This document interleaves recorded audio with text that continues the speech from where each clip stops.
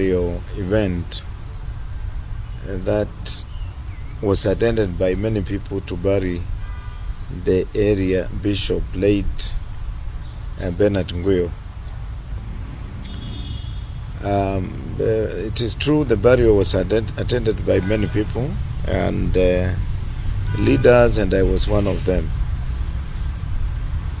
And surprisingly, what happened was something that could not be believed by someone with his own senses or our own senses. And the reason I'm saying that is when the Wiper Party leader Kalonzo Musyoka stood up to speak, he seemed to be just going to straight to attack me, and he threw unprintable words for reasons which are best known to him. This now follows what I had been hearing as early as and as back as 1985, when I divorced my wife in 1983. There were rumors that Kalonzo used to, and by that time he was moving with my former wife, but I had no issues, and they continued with the same relationship until recently, when she left my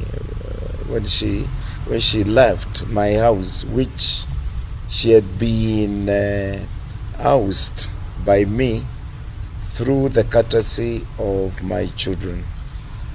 And I think Kalonzo took her and introduced her to some political operatives who went ahead to fund her. But that is not a problem with me or to me. But the most issue of concern here is the way he has been behaving, because I didn't know when I was actually helping him and supporting him, despite the fact that there were rumors indicating and for him being connected with that woman, Kavindu. I kept quiet. But little did I know that when I was helping him, when he was collecting money from me, when I was funding the party he was heading, when I supported him in 2007 to be the presidential candidate, I didn't know his intention was to get to power and finish me because of a woman who was not even with me. But that came out now clearly on Wednesday. And I want to tell Kalonzo that Agnes is not my wife. You can go ahead and marry her. We know what you did to your wife. We know what you did to your wife. We know what happened. Some of us is things we don't want to talk about, but we have kept quiet. So if you want to marry Kavindu, go to church or go and conduct a customary law of marriage and make her your wife. Why do you have to try and intimidate me? Why did you want to try and shame me? If it is about politics, let us do politics, me and you, and compete in politics. But let us not bring our families to politics. Although this woman is not my wife, but I had children with her. Children are with me.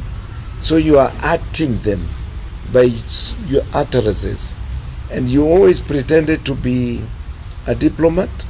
You always pretended to be an innocent person. You always pretended to be a person who can be trusted. But now it has come out to show who you are in your true colors. You are not a Christian.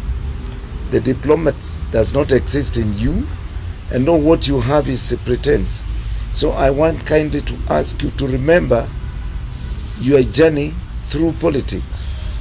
And I want to say, Kalonzo, you are a cursed man. Late Mundu Mutisia cursed you. And if you want witnesses, I will line up witnesses to testify. When Mundu died, he was not in talking terms with you, despite the fact he's the one who made you to be who you are and to reach where you have reached with the assistance of some of us. When Paul Ngei died, you cannot give evidence one day Ngei has ever visited you in one of your offices. And when you used to hear that Ngei is around the building that you used to have your government offices as a minister, you used to order askaris to make sure that it does not come close to your door. So sooner or later, I'm going to write things and say things about you. I will invite members of the press now and tell Kenyans who you are, because I promised Kenyans to tell them who you are. So for the time being, I want to ask you to desist from mentioning my name, talking about me. Take Kavindu, go with her.